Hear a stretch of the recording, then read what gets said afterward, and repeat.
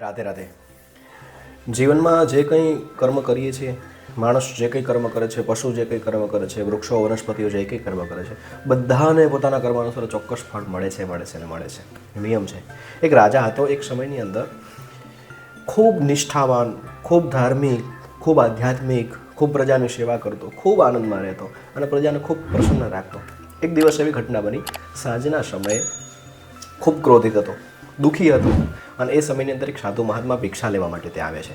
ભિક્ષા લેવા માટે આવી અને કહે છે કે રાજા ભિક્ષામ દેહી. તો રાજાનું મૂડ બહુ જ ખરાબ હતું, એના વિચારો પણ બહુ જ ક્રૂર હતા. રાજા ગૌશાળામાં હતો ત્યારે એનાથી એક ગોબર એટલે કે છાણ લઈ અને ખોબો ભરી અને એની ઝોલીની અંદર નાખી દીધું.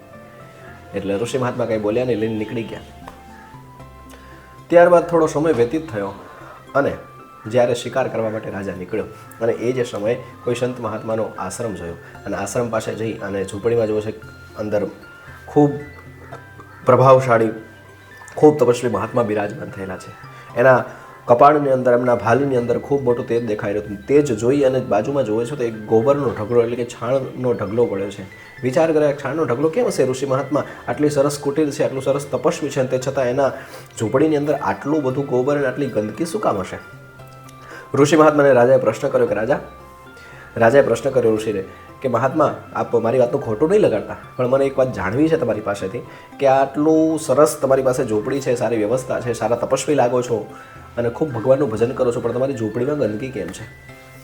તો રાજાને સુંદર જવાબ આપે છે. ઋષિ મહાત્મા કહે છે કે રાજા, જે માણસ જે કર્મ કરે એનું ફળ ચોક્કસ ભોગવવું પડે છે. તો કે અર્થ એનો કેવાનો અર્થ કે હું એક જગ્યાએ ભિક્ષા માગમાં નીકળ્યો હતો અને ત્યાં મને છાણનો ઢગલો આપ્યો, મારી જોડીમાં નાખ્યો અને એ જ આ ઢગલો છે, એ કર્મનું ફળ ભોગવું છું. આ વાત સાંભળીને રાજાના મનની અંદર વિચાર આવી પડ્યો. રાજાના મનની અંદર એ વાત યાદ આવી ગઈ કે ઋષિ મહાત્મા ઘણા વર્ષો પહેલાં આવ્યા હતા અને મેં એમને છાણનો ઢગલો આપ્યો હતો ખોબો ભરીને. એ જ ઋષિ મહાત્મા તો નથી ને? ઘણા સમય પછી સૈનિકોને ગોતવા પણ મોકલ્યા, પણ સૈનિકો દ્વારા ક્યાંય મળ્યા નહોતા ઋષિ મહાત્મા. એ જ મહાત્મા લાગે છે. પોતાની ભૂલની ખબર પડી, એને ભૂલનો સ્વીકાર કર્યો. ઋષિ મહાત્માને કહ્યું કે મહાત્મા, મને ક્ષમા કરજો, મારી ભૂલ થઈ, એ બીજું કોઈ નથી, પણ હું સ્વયં હતો, મેં બહુ મોટો અપરાધ કર્યો છે. તમારું સ્વાગત કરવાની જગ્યાએ, તમને કંઈક આપવાની જગ્યાએ આટલું સરસ રાજ્ય હોવા છતાં, હું પ્રજાની સેવા કરું તે છતાં પણ જો તમને કંઈ ના આપી શકે, મેં છાણનો ઢગલો તમને આપી દીધો હતો. કોઈ ઉપાય બતાવો જેના દ્વારા હું આ તમારા પાસે જે રહેલો ઢગલો જે છે છાણનો, એને દૂર કરી શકું અને મારા કર્મનું ફળ પણ હું ભોગવી શકું. ઋષિ મહાત્મા કહે છે કે આનો ઉપાય એક છે કે તમે આને સળગાવી દો અથવા તમે આને ખાઈ જાઓ. આનો સિવાય કોઈ ઉપાય નથી. ઋષિ મહાત્મા કે હજી કોઈ ઉપાય હોય તો શ્રેષ્ઠ જણાવો, હું કંઈ પણ કરી અને મારા કર્મનું ફળ ભોગવવા માટે હું કોઈ પણ કષ્ટે વેઠવા તૈયાર છું.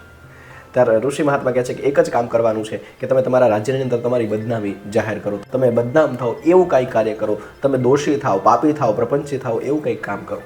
ઋષિ મહાત્માની વાત સાંભળી અને રાજા ત્યાંથી નીકળી ચાલ્યા છે. રાજા આવીને વિચાર કરે શું કરું. સૈનિકને બોલાવીને કહે છે કે જે પણ સુંદર વેશ્યા હોય, સુંદર સ્ત્રી હોય, અપ્સરા જેવી, એ વ્યભિચારી સ્ત્રીને બોલાવો. અને સુંદર તૈયાર થઈને સ્ત્રી આવી છે. રાજાએ પોતાના રથમાં કરી બેસાડી અને આખા નગરમાં, આખા રાજ્યની અંદર ભ્રમણ કરીશું. રાજ્યની અંદર ભ્રમણ કર્યું એટલે પ્રજા જોઈને વિચાર કરી હશે, નિષ્ઠાવાન રાજા તે છતાં આવું કામ કરે છે, એક વ્યભિચારી સ્ત્રી સાથે ભ્રમણ કરે છે, આ તો બહુ પાપી છે, બહુ પ્રપંચી છે. આવો તો ખ્યાલ જ નહોતો કે રાજા આવો હશે. બધા થૂથું કરવા માંડ્યા એની ઉપર, બધા એને બદનામ કરવા લાગ્યા, જે તે બોલવા લાગે કે રાજા આવો હોય જ નહીં, આવો રાજા આપણો હોય જ નહીં, અને રાજા કહેવાય જ નહીં. આવી બદનામી કરવા માંડ્યા અને બદનામી કરવા માંડ્યા. ધીમે ઘણા દિવસો સુધી ફર્યો અને પછી પાછો ઋષિ મહાત્મા પાસે જઈને જોવે છે તો જે ઢગલો હતો એમાંથી ઢગલો ઓછો તો થયો, પણ એટલો તો રહી જ ગયો કે જે પોતે આપ્યો હતો.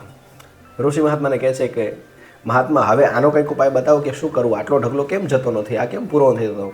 ત્યારે મહાત્મા કહે છે મેં જે કર્મ કર્યું છે એને તો તમારે ભોગવવું પડશે, ભોગવ્યા વગર છૂટકો નથી. જ્યાં સુધી ભોગવશો ને ત્યાં સુધી આ દૂર નહીં થાય. તો રાજાએ કહ્યું કે શું કરવાની માટે? તો રાજાએ કહ્યું કે આનું એક જ કામ તમારે કરવાનું છે કે તમારે એને ખાઈ જવાનું છે અથવા સળગાવી દેવાનું છે.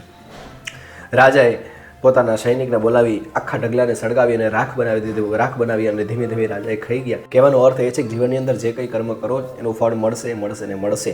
કોઈ પણ સ્વરૂપે આવે, સારું કામ કરો તો સારું ફળ મળશે, ખરાબ કર્મ કરો તો ખરાબ ફળ મળશે, પણ મળવાનું એ ચોક્કસ છે ને. કર્મ કરેલા ક્યાંય કોઈ દિવસ ક્યાંય જતા નથી અને કર્મ કર્યા પછી એનું ફળ પણ ક્યાંય જતું નથી. માટે ભોગવ્યા વગર જીવનમાં ચાલશે નહીં. માટે જીવનની અંદર જે કંઈ કર્મ કરો એક વિચારી, નિષ્ઠા અને નીતિયુક્ત કર્મ કરશો તો ચોક્કસ તમારા કરેલા કર્મ એક દિવસ જરૂર તમને શ્રેષ્ઠ ફળ આપશે. આપણે આ પ્રસંગ કેવો લાગ્યો જરૂરથી જણાવજો અને રાધે કૃપા ગૌ સેવા અમારી ચેનલ સબસ્ક્રાઇબ કરજો, લાઇક કરજો, શેર કરજો. આપ સૌને રાધે રાધે.